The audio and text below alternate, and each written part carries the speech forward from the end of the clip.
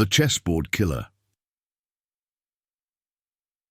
The rain hammered down on the city as Detective Paula Drake arrived at the apartment of Magnus Voss, a world-renowned chess grandmaster. The smell of damp concrete and iron filled the air as she stepped over the yellow tape into the dimly lit room. The centerpiece of the scene was a large oak chess table, its surface illuminated by a single flickering desk lamp. Magnus sat slumped in his chair, a pawn clutched in his lifeless hand. His face was ashen, his lips frozen in a peculiar smile. "What do we know?" Paula asked the forensic officer, who stood nearby examining the scene. "No signs of forced entry. Cause of death appears to be poisoning, but the toxicology report is pending. And there's this," the officer gestured to the chessboard. "The pieces are arranged in a strange pattern. Doesn't seem random." Paula leaned in, studying the board. The game was incomplete, but the arrangement of pieces felt deliberate. White had an overwhelming advantage, but the positioning was odd. Pawns formed a jagged line, bishops and knights strategically placed, and the Black King isolated and cornered. "What's this piece doing here?" she muttered, pointing to a white knight out of position. "We don't know. Looks like a move mid-game," the officer replied. Magnus Voss was famous for his meticulous gameplay. A misplaced piece was out of character. Paula's gaze shifted to the pawn in his hand. She pried it gently from his stiff fingers and noticed a faint smudge of ink on its base. Holding it to the light, she saw it bore the number 8. "Have this analyzed," she instructed. On the wall hung a framed photograph of Magnus at a tournament, his opponents lined up behind him. Paula's eyes lingered on the photo, particularly on a young man glaring at Magnus.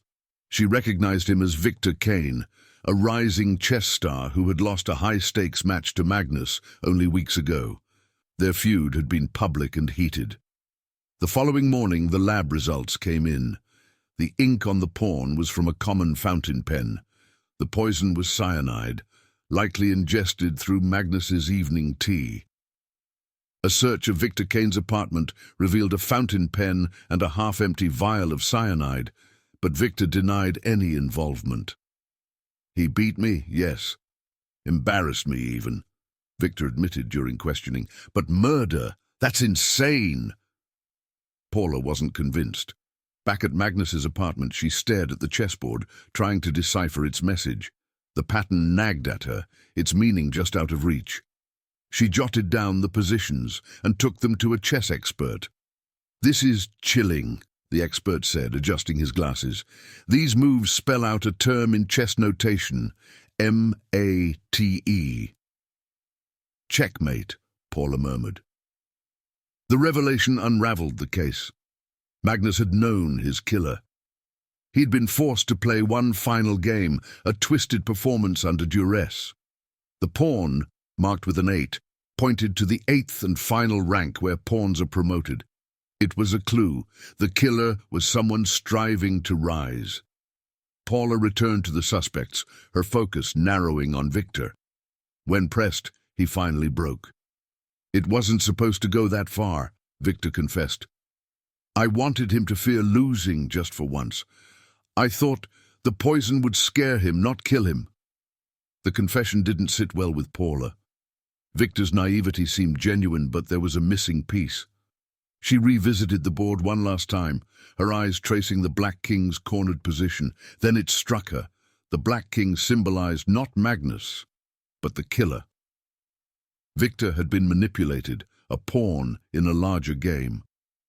Paula's gaze turned to Magnus's closest confidant, his manager, Clara Reeves, who stood to inherit his estate and royalties.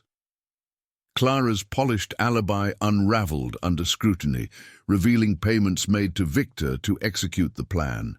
Ensuring Magnus's death appeared to be a tragic rivalry gone too far. In the end, the chessboard had been the key, a final checkmate orchestrated by Magnus himself. Even in death, he had outplayed them all.